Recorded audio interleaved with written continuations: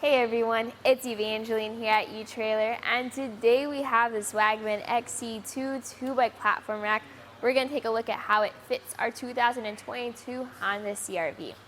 Now, the Swagman XC2 is actually really popular with the CR-V owners because it's going to be the quickest and most affordable way to get into the platform rack space. So if you have a 2-inch or 1.25-inch hitch receiver on your CR-V and you want something that has a bit more stability than a hanging rack but isn't that pricey, that's where the XC2 comes in handy.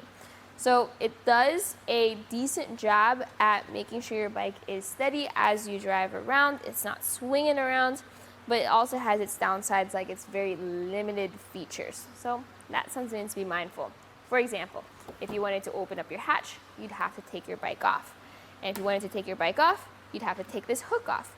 It doesn't have any other straps, but even with that, without the wheel straps that other racks would have, it still has a pretty stable fit. We're gonna take the bike off, and to do so, we have these hooks. So you press the button on the hook, and then you lift up on the hook. What I like to do is take those hooks off completely. I find that makes it much easier to remove the bike. In fact, you could even pull the pin on that mast and then fold this away from your foot pedals. That way, instead of having to go up and over the mast, it's just a slight jump, and now you're ready to hit the road. So I did mention how it doesn't have those wheel straps. You can see those wheel hoops. They're gonna be metal hoops that can carry a maximum tire size of up to 2.5 inches. So for those with fat bikes or wide mountain bike tires, do be mindful of that width because it's gonna be very important for making sure your bike is stably on the rack. This uses different push pins to hold the different components in place whenever you engage this, whether it's to fold this up into the portable position or to bring it down into the ready to load position. Be mindful of those pins to make sure that they are completely seated.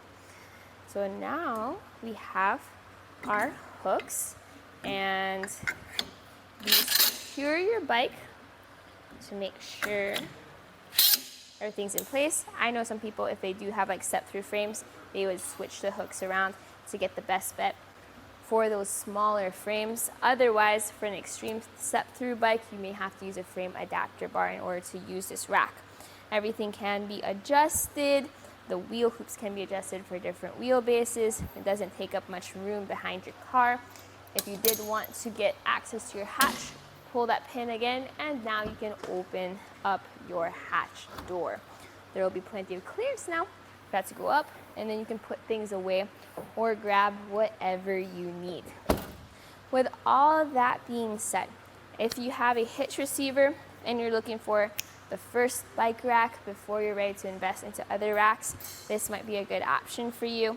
It doesn't take up much space. If you measure from your bumper to the end of the rack, that's at 22 inches. And if you measure for ground clearance, that measures at 16 inches. Compare that to where your hitch receiver is, which is 11 inches off of the ground. So if you have a small garage or you need to park into a tight spot, that measurement will help you out with that. It will also help you figure out if you have enough clearance when you go up those steep inclines, where at 16 inches it does. If you do want to utilize the folding up position, you do have those little pins that allow you to fold this up.